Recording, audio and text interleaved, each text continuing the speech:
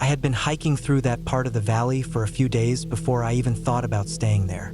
It was one of those lowland areas tucked between two long ridges, and it didn't get much traffic. The trail that cut through it wasn't maintained very well either, overgrown in some spots, washed out in others. But that was part of what made it good. I had my own reasons for being out there that week. Nothing dramatic, just the usual need to step away from regular life for a few days. I'd taken time off work, loaded up my truck with gear, and driven out without telling more than a couple people where I'd be. There wasn't any cell signal once I got down into the valley, which I liked. I had set out from a little gravel pull-off around noon the day before. I followed the trail about 5 miles before circling back around toward the road. I didn't plan to camp near it, but by the time the sun started getting low, I was still a good ways out from where I'd marked as a possible site. I was walking quick, trying to make it to a flat spot I'd seen on a map, when I crossed paths with some guy I hadn't seen earlier. He didn't come out of the woods so much as he just appeared along the side of the trail, sitting on a rock. Mid-40s maybe, average build, looked like he belonged out there, rugged, relaxed. Not like he was lost or running from something. Just seemed like a guy who knew the place well. He didn't give me a bad vibe or anything. In fact, he kind of made me feel at ease in a strange way. Like I didn't have to worry about where I'd camp for the night. He gestured vaguely toward the woods, off trail but in the direction of the river I knew wasn't far. I got the idea he was showing me a better spot, maybe one that didn't get too many visitors. Normally, I wouldn't have followed a stranger's lead like that, but he didn't seem off. The sun was almost gone anyway. I was tired, and I didn't want to hike with my headlamp out looking for flat ground. So I followed his cue, bushwhacked maybe 50 yards through some low brush, and came to a clearing that was barely visible from the trail but opened up a bit around the base of a few tall pines. I could hear the river clearly, maybe 100 feet away. From where I stood, I could see bits of the road through the trees, but it wasn't close enough to bother me with noise. It actually felt perfect, secluded, quiet, and still close enough to make a quick getaway if I had to. I didn't bother setting up my tent. It was late. Instead, I cleared some space in the back of my truck under the topper and stacked my gear so I could sleep back there. It was easier that way and warmer too. I got a small fire going just off the tailgate and opened a beer while listening to a comedy podcast I'd downloaded beforehand. I'd brought a little speaker and kept the volume low, but still loud enough to hear the voices and laughter carry a bit through the trees. It didn't occur to me how noticeable I was in that moment. Firelight, music, and a parked truck with the bed lit up. I might as well have been waving a flag in the dark. I stayed up for an hour or two, relaxed, drank a couple beers, and eventually crawled into the back of the truck. I didn't even bother closing up the tailgate all the way. It was cool out, but not cold. Bugs weren't bad. No wind. Just the river nearby and that kind of heavy silence you get deep in the woods at night.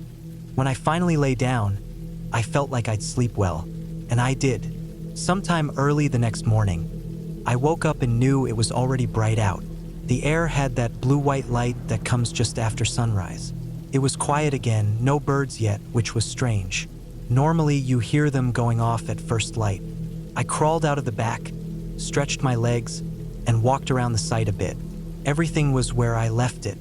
No animals had gotten into my food, which was a win. I grabbed some firewood I'd stacked the night before and got a fire going again, this time for breakfast. I cracked a beer. Not because I needed it, but because it felt like part of the ritual, and started laying out a small skillet and some bacon I'd packed in a cooler with ice packs. The fire was just starting to get hot enough to cook when I noticed something out of place. There was a figure just at the edge of the trees, maybe 20 feet away, standing still. He wasn't moving at first, just there. A man. I knew right away he wasn't part of a group. He didn't have gear. His clothes looked dirty, worn. Layers of jackets or shirts. He had a long beard that looked unwashed, like it had grown wild over time. But the strangest part was all the plastic bags. He had what must have been 100 of them tied to his arms, chest, legs, grocery bags, all kinds. Some puffed out like balloons, others flattened, wrapped tightly. It was hard to tell what was under them. Maybe clothes, maybe nothing. He didn't say anything. He didn't even look at me. He just kind of moved slowly, walking the perimeter of my camp like he was circling something that didn't belong. I tried to stay calm. I didn't feel immediately threatened, but there was something off about the way he moved. No urgency, no reaction to me. He kept his back to me most of the time. Occasionally he'd pace one way, then slowly turn and drift the other direction, but he never came closer than 10 feet. I watched him for a while. I couldn't figure out what he wanted. He didn't ask for food or help. He didn't show a weapon or act aggressive. He didn't speak, just wandered the edges like he was keeping me penned in, or maybe like he was checking to see if I'd react. I kept my bear spray close, real close. I'd had it right next to my sleeping bag and now had it clipped to my belt. I also had my knife handy, though I didn't pull it out yet. I didn't want to escalate anything, but the longer he stayed there, the more I realized this wasn't a normal situation. He wasn't lost. He wasn't hiking. He looked like he lived out there, and for whatever reason, he'd chosen that morning to walk right into my camp. I waited a few more minutes, pretending to be busy. I turned the bacon in the skillet even though I wasn't paying attention to it anymore. The smell was thick in the air. My stomach was tense. I knew that if this guy didn't say anything soon, or leave, I had to act. I didn't want to wait until he got bolder or did something I couldn't undo. Eventually I stood up straight, picked up the can of bear spray, and walked a few steps toward him. He didn't flinch, didn't turn around. He just drifted farther back into the trees, slowly, almost sadly, like he was disappointed. Within seconds, he was gone. I stayed still for a while, waiting to see if he came back. When he didn't, I quickly packed up everything: food, gear, trash, whatever wasn't already in the truck. I threw it all in the back as fast as I could without leaving a mess. I wasn't about to sit there another minute. My hands were shaking when I got behind the wheel. I drove out the way I came in, tires spinning a little in the dirt until I hit the road. Once I got up the hill and out of the valley, my phone finally found a signal. I pulled over and just sat there for a few minutes, checking messages, refreshing weather updates, anything to feel like I was back in the normal world. I never saw the man again. I never heard of anything happening to other campers in that area, but I also didn't dig too deep. Looking back, I still don't know what that guy was doing. I don't know if he'd been watching me the night before, drawn in by the firelight and noise. I don't know if he meant to harm me or if he was just curious in a way that didn't come across well. Maybe he was disturbed, living off the grid, surviving how he could.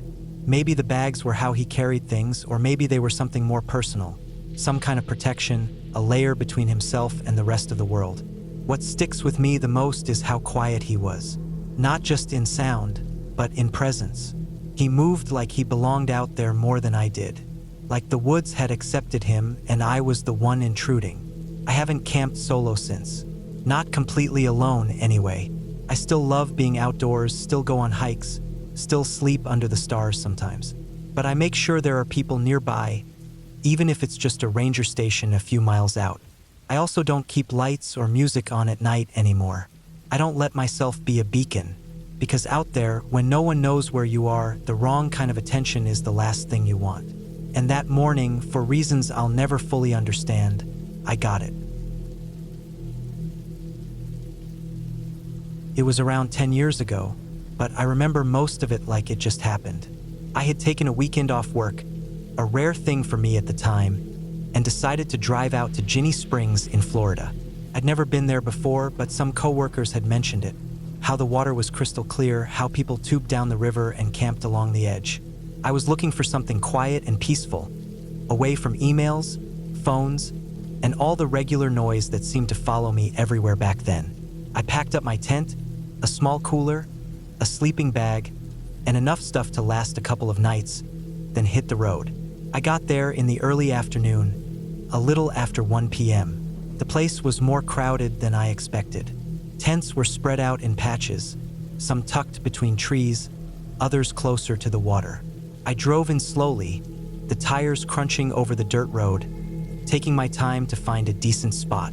I ended up finding a little clearing not too far from the spring, but not right on top of it. There were other tents nearby, but I still had a good bit of space to myself. I liked it that way, close enough that I didn't feel completely isolated. but far enough that I could sit alone by the fire without hearing someone's music or drunken yelling all night. It was hot that day, Florida hot. The air felt sticky, and the sun beat down like it was trying to get through your skin. I set up the tent first, then dragged my cooler into the shade. There wasn't much to do after that besides relax. I cracked a cold drink and walked down to the water, which was a few minutes away by foot. There were people already floating in tubes, others swimming, kids splashing around. It wasn't what I'd call peaceful, but it had its charm. I waded in, cooled off, then found a quiet spot to sit for a while. After about an hour, I walked back to my site, built a small fire ring with some stones, and gathered a bit of wood. That evening, I cooked some hot dogs over the fire. Nothing fancy, just skewered them on sticks and held them over the flames. I remember how good they tasted, mostly because I was starving and didn't bring much else with me. A few people wandered by, nodding as they passed, but nobody stuck around to talk. That was fine with me.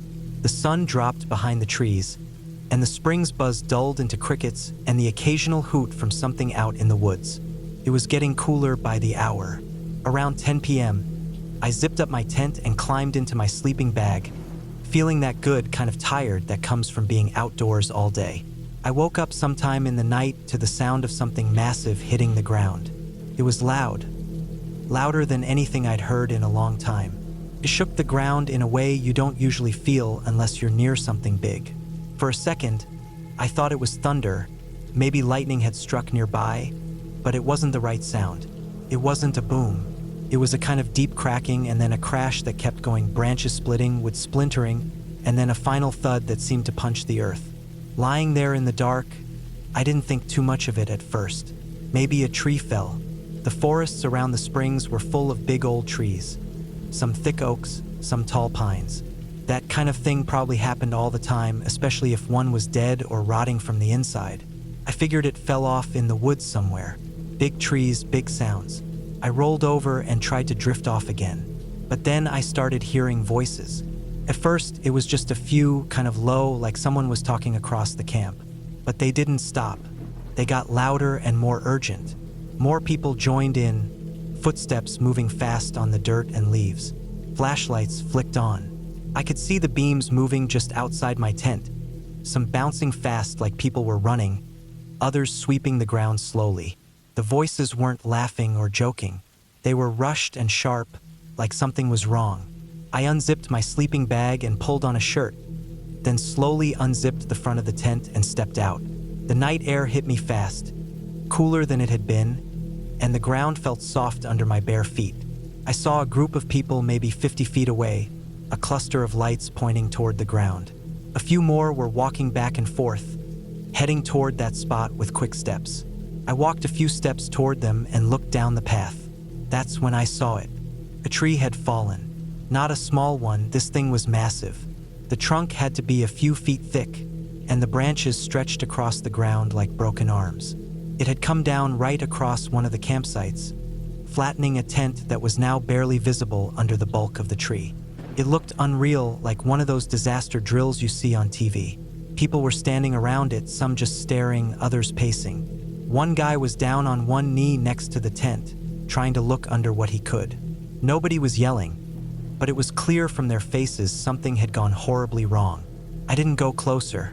I just stood there, maybe 30 feet away, and watched. My stomach had dropped into a pit. I remember looking at the tree, then back at the other tents, and realizing how random it all was. That tree could have fallen anywhere, could have landed in the woods or across the trail, but it didn't. It fell straight across someone's tent. After maybe 10 minutes, someone must have gone to find help, because I started hearing more voices coming from down the road. Staff maybe, or emergency responders. One guy came walking fast with a radio clipped to his belt, talking into it in a serious tone. Another had a first aid kit, though I don't think there was much they could do. A few of the people standing around stepped back to give them room. More flashlights moved through the trees, and someone set up a bigger lantern. It cast a yellow light over the whole area, giving everything a kind of strange, washed-out look. The tree's bark glowed like old bone under that light. I sat back down on the ground near my own tent and just waited. I didn't want to go back inside. I felt sick, Not from anything I saw up close, but just from knowing someone had been asleep under there not long ago. That crash I heard wasn't just a tree falling. It was someone's last moment. They probably didn't even wake up. After maybe an hour, I heard the sound of a helicopter. It came in low, the blades beating against the air like a thunderstorm. Everyone looked up. It circled once, then hovered over a clearing near the road. I guess someone had marked a landing spot because it didn't take long for them to get someone on the ground. A stretcher was brought out. I didn't go look. I didn't need to. The mood had shifted again. Less frantic now, more cold and heavy. People whispered. Some packed up their stuff and quietly left. I thought about leaving too, but I didn't know where I'd go in the middle of the night. By the time the helicopter lifted off again, the crowd had mostly cleared out. The site where the tree fell was roped off with some bright orange tape. One of the rangers or responders walked around telling people to give the area space and that someone would be by in the morning to talk to campers. I nodded when he came by, then finally crawled back into my tent. I didn't sleep. I just laid there in the dark, staring at the ceiling of nylon and listening to the wind move through the trees, wondering which one would fall next. In the morning, the sun came up like nothing had happened. The birds sang, the water still shimmered, and the heat started building again. But the site across the way was still empty except for the tape and the broken pieces of someone's gear. A few other campers nearby were quiet while packing up, giving the area wide space as they loaded their cars. I saw one guy just standing next to his cooler for a while, looking at the woods like he didn't trust them anymore. I packed up slow. My hands shook a little as I rolled up the tent, and I kept looking up at the trees around me, watching how they leaned, how their branches swayed. It wasn't like I was paranoid, but the randomness of it all just stuck with me. That person had done nothing wrong.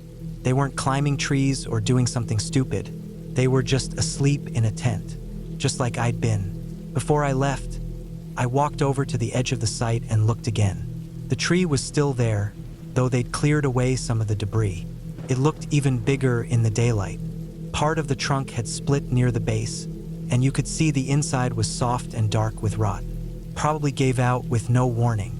Just too much weight leaning the wrong way. The drive home was quiet. I didn't turn on the radio or make any stops. I just kept thinking about it. How fast it had happened, how I'd heard it but hadn't known, and how a few dozen feet was the difference between me writing this and someone else never going home. I didn't go camping again for a long time after that. I'd always loved the woods, the quiet of being out there, but something about it changed for me after that night. It wasn't fear exactly. It was more like an understanding how fragile the whole thing really is. We sleep under branches we assume will hold. We lie down on ground we think is solid. But sometimes things fall, and when they do, there's nothing you can say or do or scream to stop them. Took years before I set up another tent, and even now I still look up every time. I went on a solo camping trip about 2 summers ago, during the early part of July. I had some vacation days saved up and needed to clear my head. Work had been stressful, and I just wanted to get away from people for a while. I live in Washington, and I'd heard about a remote spot tucked up against the eastern edge of the Cascade Range. Nothing fancy, just a clearing you could hike to about 6 or 7 miles in. No designated campsites or anything, just some flat land near a creek. Perfect for what I needed. I parked my car in the gravel pull-off around 9 a.m. and started hiking. The trail was barely marked. Most people didn't use it, and it was easy to lose track of where the actual path was. I had a GPS and a paper map though, so I wasn't too worried. The hike up was peaceful. Just the crunch of my boots and the occasional call from some bird or squirrel. Every now and then, I'd stop to drink water or tighten my pack straps. After about 4 hours, I found the clearing. It was a great spot, grassy but dry, maybe 40 feet from a shallow, fast-moving creek. Trees wrapped around on 3 sides like a natural barrier. It had that quiet kind of silence you only find deep in the woods. No cars, no voices, no hum of anything electrical. I set up my tent on the east side of the clearing, where the ground looked the most level. After that, I gathered some wood, started a small fire, and cooked up a meal. The sun dipped behind the trees, and I sat near the fire for a while, just listening to the water and watching the flames shift around. I didn't bring any books or anything else that could distract me. That was the point. I wanted to be uncomfortable. I wanted to sit with my thoughts and hear what they had to say. I crawled into my tent around 10:30. I wasn't tired yet, but I figured it'd take a while to fall asleep anyway. I laid there listening to the forest settle. That part was fine. The part that stuck with me came a few hours later. I woke up sometime in the middle of the night. I didn't have a clock, but I could tell it was well past midnight. It wasn't a sound that woke me, at least not one I could remember, but I was alert, heart already thumping. I laid there, eyes open, trying to decide if it was just nerves or something else. I could hear the creak, same as before, and the wind in the trees. Then I heard something else, a soft snapping like a branch breaking, not close but not far either. It came from behind my tent, toward the thickest part of the trees. My first thought was elk or deer. It's not unusual, but it happened again a minute later, this time closer, and I didn't hear any hoof sounds, just the crack of something being stepped on. I stayed still. I didn't sit up, just laid there and focused on listening. A third snap came, even closer than the last. Still no hoof sounds, still no breathing or rustling, just that one snap at a time. Something was walking and it was being careful about it. I reached for my flashlight, flicked it on, and unzipped the front of the tent. I didn't get out, just leaned forward and scanned the tree line. Nothing, just the same black shapes and shifting shadows I'd seen before. I turned the light off, zipped the tent, and laid back down. My heart was hammering now. I didn't want to overreact, but something about it didn't sit right. If it were a large animal, I should have heard more. If it were a person, what the hell were they doing out here? I didn't sleep for the rest of the night. I laid there for hours, counting the seconds between distant cracks and snaps. Sometimes I went half an hour without hearing anything. Sometimes I heard something every few minutes, but it always stayed just far enough away that I couldn't tell what it was. Eventually, the sky turned gray, and the birds started singing again. That was a relief. Whatever it was, it left when the sun came up. I crawled out of the tent and checked around the clearing. No footprints, no sign that anything had come through. I even walked the perimeter, checked near the creek. Nothing looked disturbed, but that didn't make me feel better. I should have packed up and hiked out right then, but I convinced myself I was overreacting. I'd spent the whole night alone with my imagination. That's all it was. I stayed another day. That afternoon, I tried to relax. I filtered water from the creek, made food, stretched my legs a bit, but I kept checking the tree line every few minutes. Couldn't help it. I didn't gather wood for another fire. I figured if something was out there, I didn't want to give it any light to see me with. When night came again, I crawled into the tent early. I laid there in the dark, not even turning on my headlamp. For a while it was quiet, but sometime after midnight, the sounds started again. Same as before, soft, deliberate steps. Only this time, they didn't stop at the tree line. They kept coming. I froze. My body locked up, and my throat went dry. Whatever it was had stepped into the clearing. I could hear the grass compressing under its weight. Still no breathing, no voice, no indication it was human. Just the slow, patient sound of something walking toward my tent. I stayed still. I didn't dare move. I thought about grabbing my knife or the flashlight, but I didn't want to make a sound. I felt like if I did, it would come right for me. So I stayed frozen, listening, trying to control my breathing. The steps came closer, then stopped. I don't know how close it got. Maybe 10 feet, maybe less. I heard nothing else for a long time. Then, just like that, the steps started again, only this time they were moving away. They faded into the trees, and I laid there wide awake until the first light hit the tent. When morning came, I packed up everything in under 20 minutes. Didn't eat, didn't wash up, didn't even refill my water. I threw on my pack and started hiking back the way I came.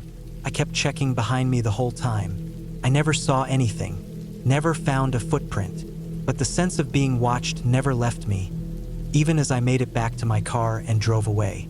I don't know if it was a person out there, or maybe some animal I couldn't identify, but something stood in that clearing with me. Something waited, watched, and walked away. I haven't gone solo camping since then. I still hike. I still get out into the woods. But I don't sleep out there anymore. Not alone. Not after that. I never used to think much about how dangerous the woods could be. I always figured that as long as you packed smart, didn't mess with wildlife, and followed the trail markers, you'd be fine. I'd camped dozens of times before, solo trips, trips with friends, and even a few with coworkers. But this one was supposed to be different. I wanted to get away from everything. I'd been working nonstop for months. No real days off, barely sleeping. I figured I'd go out on my own for a couple of nights, clear my head, get off the grid. No reception, no emails, no traffic. Just trees, silence, and space to breathe. I picked a state forest a few hours from where I lived. It wasn't exactly backcountry, but it was far enough off the beaten path that I wouldn't run into crowds. I looked up a few trails, picked one that looped around a couple of small lakes, and planned to camp about halfway through. The trail was around 20 miles total, but I wasn't in any hurry. I spread it out over 3 days. I brought a pack with enough food, my tent, a first aid kit, and some extra clothes in case the temperature dropped.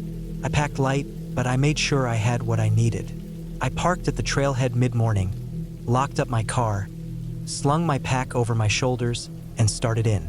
It was warm, late summer, but the kind of warm that felt like the tail end of the season. Leaves hadn't changed yet, but you could feel that cooler air creeping in.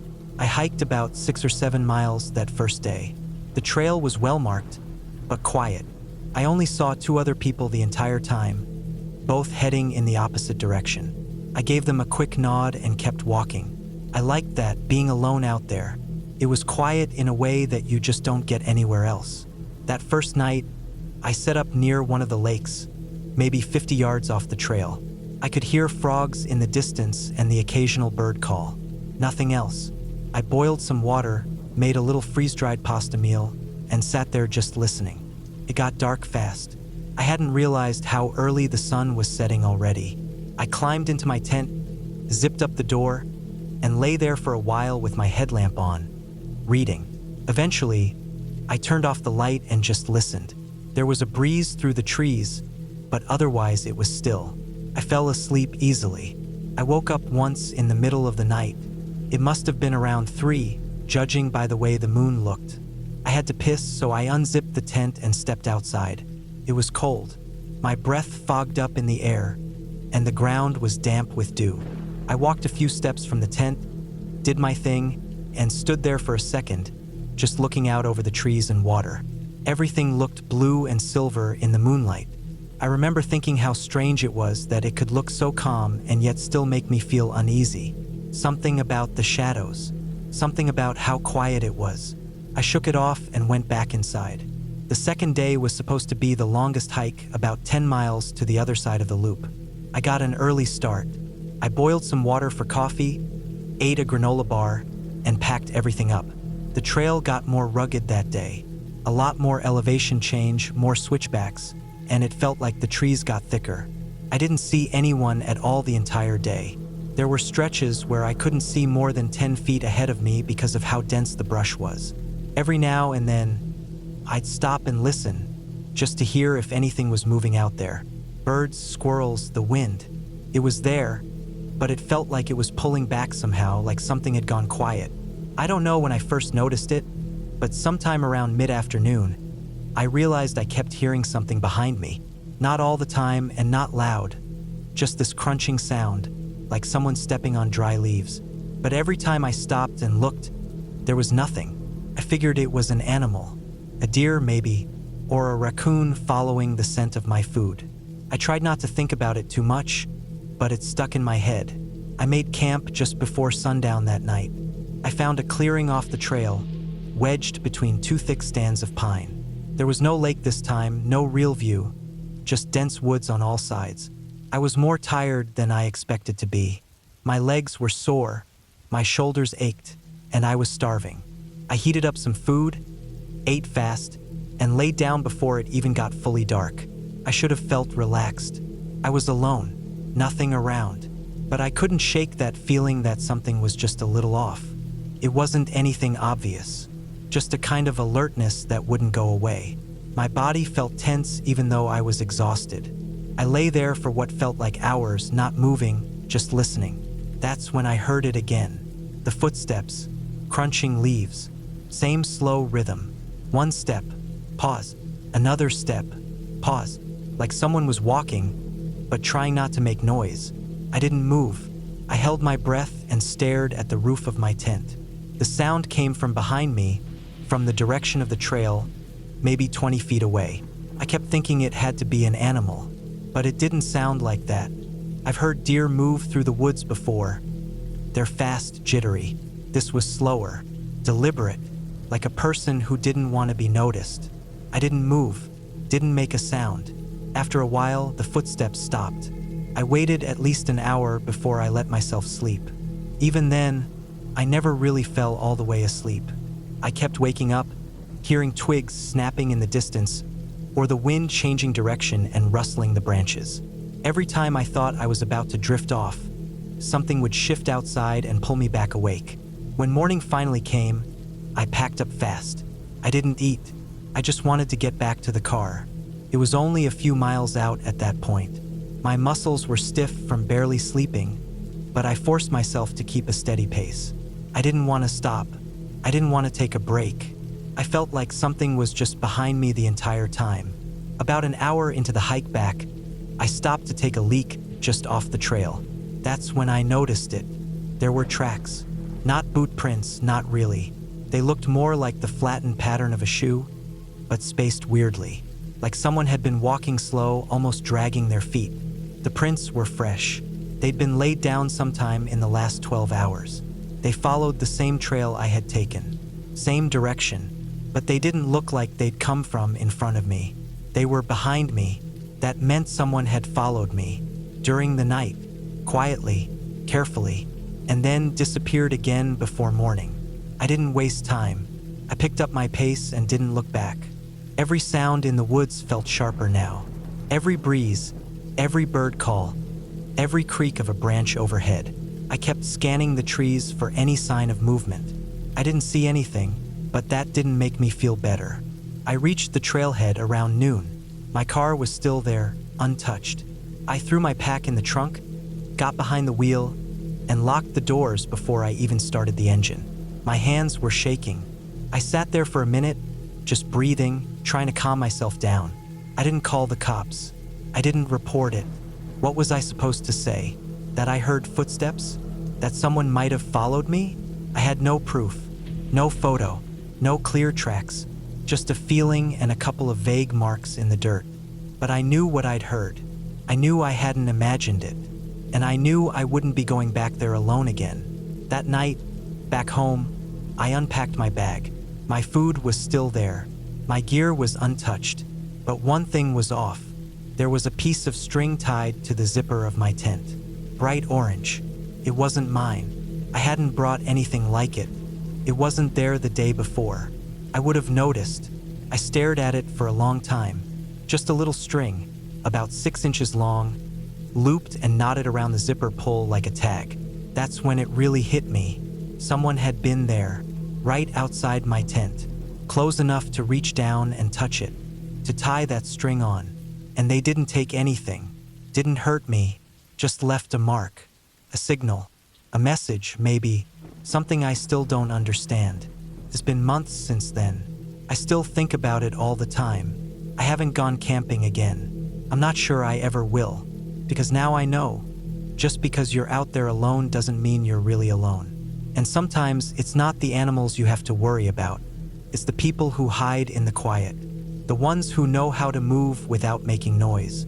The ones who don't need to hurt you to scare you, just to let you know they're there, and that they could have done whatever they wanted, but didn't. That's what keeps me up at night. Camping had always been something I did to get away from everything. I liked how quiet it was, how far you could get from people, from cars, from phones. I had a routine for it, even though I wasn't one of those survivalists or hardcore types. I just liked packing up for a weekend and disappearing into the woods. No service, no traffic, no noise. This particular trip wasn't planned like most of mine were. It was last minute. I had a rough week at work and just needed out. I threw my gear in the car on a Thursday night and drove out Friday morning. I didn't go to one of the regular state parks I knew. I decided on a patch of forest I'd only read about online. It was deeper in, not an official campground. Just open land you could hike into and camp without much trouble. A few people online had mentioned it being peaceful, remote, and mostly forgotten. By the time I parked and started hiking in, it was close to noon. The first couple miles were easy enough. A rough trail, mostly flattened grass and dirt. Eventually the path faded out, and I had to rely on GPS and compass. I wanted to camp near a small river that cut through a hollow about 5 miles from where I parked. It was a bit more of a hike than I usually did alone, but the scenery was supposed to be worth it. I made it there by late afternoon. The river wasn't much, more like a fast stream, but it was clean and clear and surrounded by tall trees and soft mossy ground. I set up camp a little uphill from it, on a rise that gave me a view of the water. No signs of anyone else having been there. No wrappers, no fire pits, no footprints. It felt untouched. That first night was normal. I ate a meal I heated on my little camp stove, walked the river for a bit, and turned in early. It was colder than I expected, but not uncomfortable. The wind moved through the trees steady and soft. I slept with the rainfly off the tent so I could see the sky. Clear night, full of stars. The next morning I woke up before the sun. I made coffee, watched the light change, and walked upriver a bit. After a mile or so, I found an old deer trail and followed it through a stretch of thicker woods. About 20 minutes in, I found something that made me stop. It was a tree with something carved into the trunk. Not initials or hearts or anything like that. Just a series of straight lines. 4 vertical, 1 horizontal through them. Like someone was counting. Then a little farther up the trail, another tree had the same marks. Different count. I found 5 trees like that. No names, no dates. Just tally marks. That was all. It didn't feel like normal hiker stuff. These trees weren't near a trail. It looked like someone had gone out of their way to mark them. I didn't like it, but I wasn't ready to pack up yet. I turned around, made my way back to camp, and tried to shake the weird feeling. Spent the rest of the day reading, fishing a little, and not thinking too much. That night, things started to feel off. I couldn't hear the river as clearly. At first I thought it was the wind, but when I stepped outside the tent, it was calm. No wind at all, just silence. I walked down toward the water and realized the noise was gone because someone had set something across the river. A net or a screen of some kind, tied between 2 trees. It was made of branches and old tarp, like it was meant to muffle the sound. It hadn't been there before. I stood there looking at it for a long time. It didn't make sense. Who would do that? Why would they want to block out the noise of the river? I didn't cross over to check it. I turned and walked back to the tent slowly, every part of me tense. I didn't sleep well that night. I kept thinking I heard footsteps outside, soft ones like someone barefoot. In the morning, the tarp screen thing was gone. No trace of it. The trees were bare, nothing tied to them, no scraps on the ground, just gone. I almost convinced myself I dreamed it. Almost. I should have packed up right then. I knew that, but I didn't. I told myself I had one more night left and that I was being paranoid. I stayed close to camp that day. I didn't hike. I didn't even go down to the river much. I mostly sat in my chair, trying to read but not really seeing the words. Every noise seemed louder. Every squirrel in the brush made me jump. That evening, just before dark, I heard something that froze me. It was a whistle, just 3 short tones spaced out. Not a bird call, not the wind, a human whistle, from deep in the woods, in the direction of those tally-marked trees. I didn't move for a while. I just sat there, not blinking. Then I got up, grabbed my flashlight and knife, and took everything important into the tent. I kept my boots on. I didn't start a fire that night. I didn't want to draw attention. Around midnight, I heard the whistle again, closer this time, same 3 tones. I didn't sleep at all. Just after dawn, I packed everything up as fast as I could. Didn't eat, didn't drink. just shoved gear in my bag and got moving. I had a GPS line to follow back out. I checked it every few minutes. About an hour in, I realized I wasn't alone. I didn't hear anyone, but I saw things. Branches broken in ways they hadn't been before. Rocks turned over. Small stacks of twigs that hadn't been there.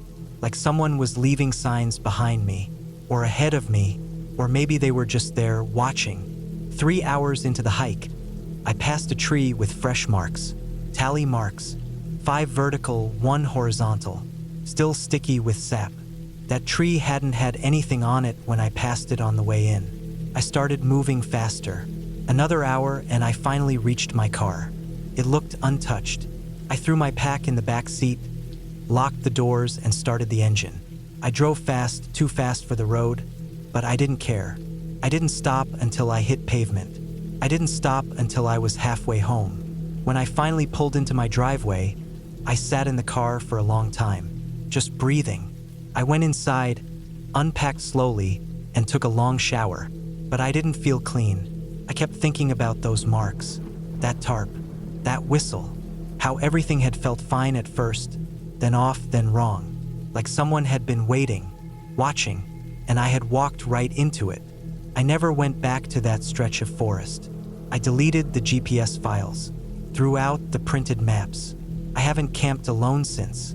What stuck with me the most was how careful it all was. Whoever was out there wasn't trying to scare me off. They weren't noisy or careless. They didn't leave trash or stomp around. They moved silently, left signs that barely registered until it was too late. That's what made it real. The quiet, the planning. Someone was out there. Someone had been marking trees, setting up sound barriers, using signals. Someone who didn't want to be found. Someone who didn't want me there. And the worst part is, I think I only got to leave because they let me. I had always thought of camping as an escape. Something about shutting off my phone, leaving the noise of the city behind, and heading into the woods made me feel like I could breathe again. I wasn't a survivalist or anything, but I liked being out there where things were quiet. I did it at least once every couple of months, usually by myself. That particular trip, I picked a stretch of national forest land about a 4-hour drive from where I lived. It wasn't a designated campsite. No bathrooms, no fire rings, no other people. Just open public land that I could hike into and set up camp. I planned to stay 3 nights. I had enough food packed for 5 just in case. I brought a small propane stove, a tent that I had used many times before, and a sleeping pad that kept my back off the cold ground. I knew how to stay warm, dry, and fed. It wasn't supposed to be anything out of the ordinary. I just wanted a few quiet days in the woods. The hike in was longer than I expected. I had mapped out a spot near a lake, but the trail wasn't as clear as the satellite image had made it seem. A lot of overgrowth, downed trees, and washed out sections forced me to zigzag and backtrack. It was later in the day when I finally got there, and I was more tired than I wanted to be. The lake was small and still, with thick trees surrounding it. I found a relatively flat spot about 30 feet from the shore, cleared away the pine needles, and pitched my tent. That first night was peaceful. I heated some soup, watched the last light fall behind the trees, and climbed into my sleeping bag. The air was cool but not cold. I heard frogs and insects and nothing else. When I woke up in the morning, the light was soft and everything was still. I took a walk around the lake, made breakfast, and started a small journal entry. I usually took notes on my trips, just random things I noticed. Bird sounds, animal tracks, weather changes, that sort of thing. It wasn't until the afternoon that I noticed something that gave me pause. About a quarter mile from camp, just off a faint animal trail, I found a set of tire tracks in the dirt. Not fresh, but maybe a day or 2 old.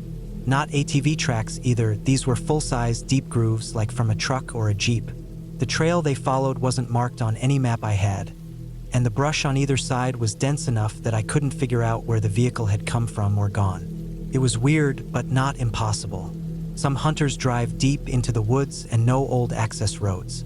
Still, something about it unsettled me. I kept looking over my shoulder as I walked back to camp. I told myself it was nothing, that it was probably just someone scouting out a spot for deer season. but I didn't like how hidden the tracks were. It didn't look like a place someone would just happen to pass through. That night, I kept the fire going a little longer than usual. I kept my flashlight on the whole time I was outside the tent. I didn't hear anything out of the ordinary, but I didn't sleep as well either. Every crack of a twig made me open my eyes. Every gust of wind sounded heavier than it should have. The next morning, I walked back out to where I had seen the tire tracks. I followed them deeper into the woods, moving slow, trying to stay quiet. After about 15 minutes, I found a clearing I hadn't noticed before. It wasn't natural. The ground was packed down and there were old beer cans and burnt logs in the middle of it. Someone had camped here, but not recently. Maybe weeks ago. It looked like one of those unofficial hunting camps people make and return to every year. But there was something else. A little farther into the trees, maybe 20 yards past the clearing, I saw a canvas tarp draped over what looked like a wooden frame. It blended in well enough that I almost missed it. I got closer, heart picking up a little, and realized it was a makeshift shelter. Not new, but not that old either. The frame was built from cut branches, lashed together with rope.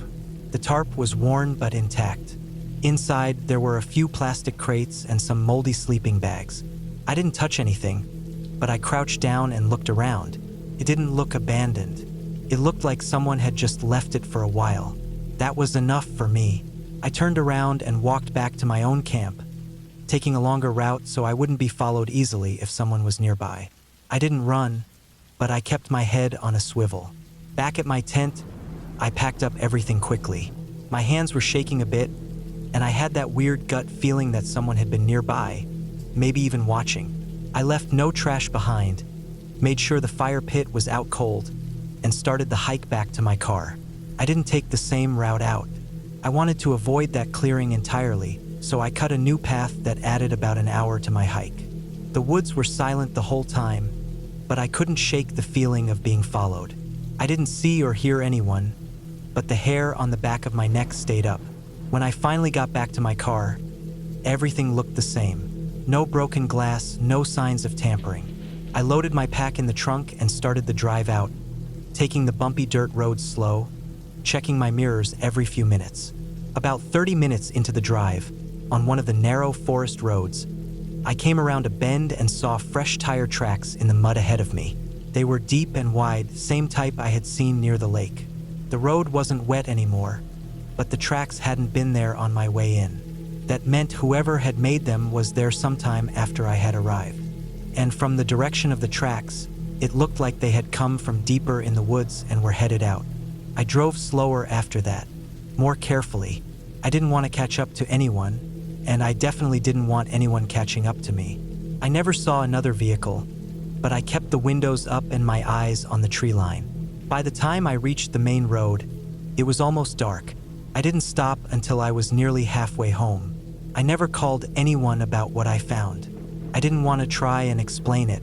It wasn't a crime scene. No blood, no bodies, nothing clearly illegal. But something was wrong with that place. Someone had built that shelter with the idea of staying hidden. Someone had been there while I was camping, and they had a vehicle and enough supplies to stay off the grid for a while. I still camp, but not alone anymore, and not without telling someone exactly where I'm going and when I'll be back. I bring extra gear now, and I never stay in one place more than a night or two. I don't go near old shelters, and I avoid tire tracks when I find them. What scared me the most wasn't what I saw. It was what I didn't see. The way the shelter was hidden. The way the road had those fresh tracks. The way I never actually saw the person who had made them. Just the evidence, always a few steps behind me, or maybe a few steps ahead. Felt like someone was there the whole time, just out of sight. I think they knew I had found their spot, and I think they let me leave. I was never the kind of person who needed much company. I always liked going out into the woods alone. It was something about the quiet, the way the wind moved through the trees, the crunch of leaves underfoot, and the weight of my own breathing that helped me clear my head. I'd done a lot of solo camping over the years. Nothing too crazy, just state parks or public land, as far off the beaten path as I could get without doing anything illegal. That summer, I decided I needed a longer break than usual. I had 2 weeks off work, and I planned to spend most of it deep in the forest up north, where cell service cuts out and the sky gets pitch black at night. I packed everything carefully. Tent, sleeping bag, gas stove, enough food for 10 days, water filters, first aid, a knife, a flare gun, and even a paperback novel I had been meaning to finish. I drove 6 hours to the edge of the national forest. The last hour was all dirt road, potholes and washouts, with only the occasional old hunting cabin or rusted gate along the way. I parked my car off a side trail that barely looked like it got used and shouldered my pack. My plan was simple: hike in about 7 miles to a small clearing by a stream that I had marked on a topographical map. I had camped there before, a couple of years earlier, and remembered it being quiet and completely empty. The first day was hot, but not unbearable. The trail was a mix of thick trees and open stretches of ferns and underbrush. I passed no one. After about 3 hours of hiking, I stopped to eat lunch, a few granola bars and jerky, and then kept moving. The trail grew thinner the deeper I went, eventually becoming little more than a footpath that sometimes disappeared in rocky or overgrown sections. I liked it that way. Felt like I was pushing into someplace forgotten. I reached the clearing just before sundown. The light came in low through the trees, hitting the tall grass at an angle and making everything look golden. The stream nearby was flowing steady and clean. I set up my tent facing the water, got a small fire going, and heated up some canned chili. It wasn't gourmet, but it was hot and it filled me up. I sat by the fire until the stars came out, watching the embers crackle and rise. I didn't think much about anything. That was the point. I felt good. Eventually, I crawled into my sleeping bag and fell asleep. The next few days passed quietly.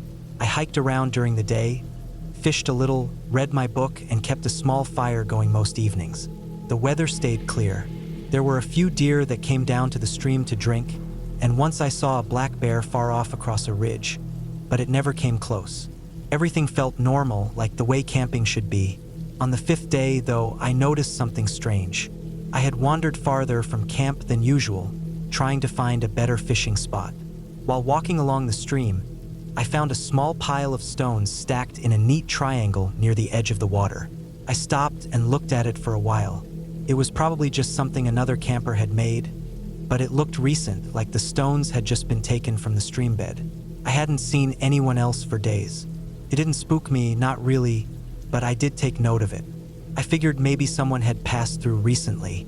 I decided to turn back and head to camp early that evening. The next morning, I woke up to the sound of something moving near the tent.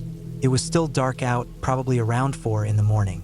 I didn't panic, but I did sit up and listen. It wasn't a bear or a big animal. Too light, too careful. It sounded like a person walking slowly around the edge of the clearing. I stayed still and waited. After a minute or two, the sound faded into the woods. When the sun came up, I got out and looked around. There were no tracks I could find, though the grass had been flattened in a few spots near the trees. Could have been a deer, I told myself. I tried not to let it bother me. I had been out in the woods enough times to know that sounds at night can be misleading. But that day, something kept nagging at me. I didn't go exploring.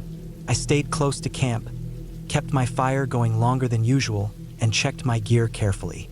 Nothing was missing or disturbed. That night, I had trouble sleeping. Every little noise seemed louder than it should have been. I kept my knife next to my sleeping bag. On the 7th day, I woke up and found something that changed everything. Someone had left a bundle of twigs tied together with fishing line, hanging from a tree near my tent. It was small, maybe the size of a fist, but clearly deliberate. I hadn't made it, and it hadn't been there the day before. My stomach dropped. I stood there staring at it for a long time. I didn't touch it. I didn't know what it meant, but I knew it wasn't good. I decided to pack up. I shoved everything back into my bag, doused the fire, and started hiking back toward my car. I didn't stop to eat or rest. I just wanted to get out of there. The whole time, I felt like I was being watched. I kept checking over my shoulder. The trail seemed different somehow, quieter, like even the birds had gone silent. I moved fast. The sun was high by the time I got within a few miles of my car. Then I saw something ahead of me, A shape just off the trail, half hidden behind a tree. I stopped dead in my tracks. It was a person crouched down low. They weren't wearing any gear. No pack, no bright clothing, nothing. Just dark pants and what looked like a gray hoodie. Their face was turned toward me, but I couldn't make out the details. They didn't move. Neither did I. We just stood there, staring at each other from about 30 yards away. I didn't say anything. I just backed up slowly, then turned and started walking faster. I didn't run. I didn't want to look like prey, but I didn't stop moving either. I didn't look back until I reached a bend in the trail. When I did, the figure was gone. I made it back to my car by late afternoon. It was untouched, just as I had left it. I got in, locked the doors, and drove without stopping until I hit the nearest town. I checked into a motel for the night, double-locked the door, and kept the TV on even while I slept. I didn't report it to anyone. What would I have said? That someone was creeping around my camp and left a bundle of sticks? That I saw a person hiding in the woods? It didn't seem like enough. Maybe it was someone living off-grid. Maybe it was a squatter or some drifter passing through. But they had watched me. They had walked around my tent. They had left something behind. I haven't gone camping alone since then. I still hike sometimes, but never too far and never overnight. I think about that clearing a lot, about how quiet it was, about how long someone could have been watching me without me knowing. That bundle of sticks, I think about it more than anything. Not because it scared me the most, but because it meant they had gotten that close. Close enough to tie something, hang it in a tree, and leave without me hearing a sound. Whatever they wanted, they didn't get it. But I don't think it was the first time they tried, and I doubt it was the last.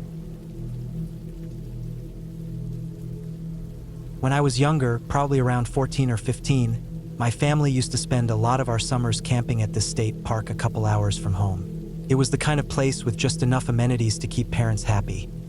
Picnic tables, bathrooms, fire pits, but most of the surrounding area was thick woods. I don't think we ever went one summer without camping there at least once. The campsites were spaced out pretty well, too. You could usually only see the next site through the trees if they had a big fire going. Otherwise, it felt like you were on your own, which I liked. Back then, every time we camped there, my friend Tyler would come along. His family didn't camp much, so he was always pumped to join us. He and I had this thing we did every single night, like clockwork. We called it the ritual. After dinner, once the parents were all distracted by their own campfires and the younger kids were getting ready for bed, he and I would head into the woods. We'd bring our flashlights, but part of the game was to try and navigate in the dark as much as we could. We liked the feeling of being out there with just the sounds of the woods and the dark all around us. It was half dumb kid bravado, half an attempt to prove we weren't scared of anything. I don't remember how it started, but it became this tradition, and we took it kind of seriously in a goofy way. The trails weren't marked well outside the main ones. That didn't bother us. We'd gotten to know the nearby area pretty well after all those visits. Usually we stayed within a few hundred feet of the campsite, looping around and weaving through the trees. But one night, during one of those trips, we decided we were going to push further in. Not for any special reason, just to see how far we could go and make our usual loop a bit more adventurous. I remember it was unusually quiet that night. No wind, not even much in the way of insects buzzing. It was humid, though, the kind of night where your shirt sticks to your back and you can hear your own breathing a little too loud. We started out walking normally, flashlights in hand but switched off. Our eyes were used to the dark from doing this so often. We didn't talk much, just the occasional whispered laugh or a watch that route kind of thing. The ground was uneven, and we both had decent trail shoes, but even so, the brush got thick in some areas. After about 20 minutes of wandering, we figured we'd gone a good half-mile or so from our campsite. Maybe more. We weren't paying super close attention to distance, but I remember thinking we were definitely past where we'd usually turn back. Then we heard it, soft whispering behind us. Not close, but not far either. Like someone was talking just barely loud enough for you to catch it, but not make out the words. We both froze. It wasn't an animal sound. Not leaves or branches or bugs. It was speech, actual words, too quiet to understand. We turned on our flashlights fast and spun around. Nothing. just trees, thick trunks, and shadows. The light didn't catch any movement, and the whispering stopped as soon as we turned. We stood there a moment, breathing heavier than before, light beams sweeping back and forth. Tyler gave me this look like, "Did you hear that too?" But we didn't say anything. We just started walking again, a little quicker now. I remember feeling this weird pressure in the air, like the woods had gotten heavier somehow. It wasn't fear exactly, not yet, just a gut feeling that something was off. Then we heard it again. The same whispering, maybe a little closer, still behind us, still too quiet to catch any words. Again, we stopped. This time, we stayed still longer, listening hard. We aimed the flashlights everywhere, trees, underbrush, the narrow trail behind us. Nothing moved. It was dead quiet again. We decided to head back. Neither of us said it, but we both turned around at the same time and started walking in the direction we thought the campsite was. The whispering didn't follow us immediately, which made me more nervous. I kept checking over my shoulder every few steps. I could tell Tyler was doing the same. Then, maybe 5 minutes into our walk back, we saw her. She was crawling on the ground, maybe 30 feet off the trail. At first, the movement caught our eyes more than anything. We both stopped dead and aimed our flashlights at her. She was on her hands and knees, wearing dark clothes. Looked like maybe a black hoodie or jacket, black pants, all covered in dirt. Her hair was long and dark and hanging over her face. She wasn't looking at us. She was whispering something over and over, not chanting or singing, just mumbling random words. Gibberish maybe, or at least it didn't make any sense to me. We stood there watching for a second, not really sure what to do. I remember feeling this surge of dread, like something really bad was happening. I didn't know if she was hurt or crazy or something else. I just remember how unnatural it looked. She wasn't crawling like someone who had fallen and was trying to get up. She was moving slow, almost deliberately, like she didn't even realize she was on the ground. Her hands were dirty, knees scraped. She wasn't bleeding badly or anything, just filthy. Then she stopped moving and stood up. She looked right at us and said something loud and clear. She said she was trying to find her campsite. That's it. No explanation. Just that. And she started walking toward us. We didn't run, but we backed up a little. She didn't seem threatening exactly, but everything about the situation felt wrong. When she got closer, we could smell that stale, chemical kind of smell, alcohol and something else. Her eyes were glassy, and her clothes were damp with sweat. Her speech was slurred. It didn't take long for us to figure out she was either drunk, high, or both. Probably both. She kept talking, mostly nonsense, and kept asking where her friends were. Tyler and I just looked at each other, and we kind of silently agreed to walk her back toward the campground. We didn't want to leave her out there. We were kids, but we weren't heartless. The walk back was slow. She kept stopping and mumbling, sometimes crouching down again like she was going to crawl. We kept having to guide her back up the trail, even though we weren't totally sure we were going the right way ourselves.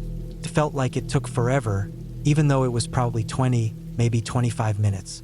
When we finally got back to the edge of the campground, the lights from other campsites started showing through the trees, and we both relaxed a little. We brought her toward the main road through the campground, hoping someone might recognize her. We passed maybe 2 or 3 other groups before we found hers. They were a group of 4 or 5 people around a fire, laughing and talking like nothing was wrong. When we brought her into the light, one of the women stood up and looked surprised, like she hadn't even realized anyone was missing. They thanked us in a kind of distracted way, like we just handed back a lost phone or something. We left pretty quick after that, walked straight back to our campsite and sat by the fire without saying much. We never told our parents what happened. Not sure why. Maybe we didn't want to get in trouble for going so far into the woods. Maybe we just didn't know how to explain it. Looking back now, it still gives me a weird feeling. That woman could have been out there all night. She could have wandered deeper, fallen, gotten hurt. No one seemed to care that she'd vanished for over an hour. Her friends were too drunk or high themselves to even notice she was missing. If we hadn't gone further than usual, we never would have seen her. And she wasn't calling out for help. She wasn't screaming or waving a flashlight. She was just crawling around in the dark, whispering random words to herself like it was the most normal thing in the world. We never did the ritual again after that. The next few nights of the trip, we stayed close to the fire. We didn't talk about it much, but we both knew that something had shifted. The woods didn't feel like a game anymore. They didn't feel mysterious or cool. They felt real, dangerous even, not because of some ghost or monster, but because real people can end up in places they shouldn't be. And sometimes, if you're not careful, you might walk right past them in the dark without even knowing. That was the last summer we camped there. Not because of that night exactly, but our families started getting busy. Different vacations, new interests. I haven't been back to that park in years, but I still think about that night sometimes. That quiet whispering, the crawling figure, the way her friends didn't even notice she was gone. It stuck with me in a way nothing else from those camping trips ever did. And I think that's what scared me most in the end, that she would have been out there alone all night, maybe longer, and no one would have even realized she was missing. Except for two dumb kids with their flashlights turned off, trying to scare themselves for fun.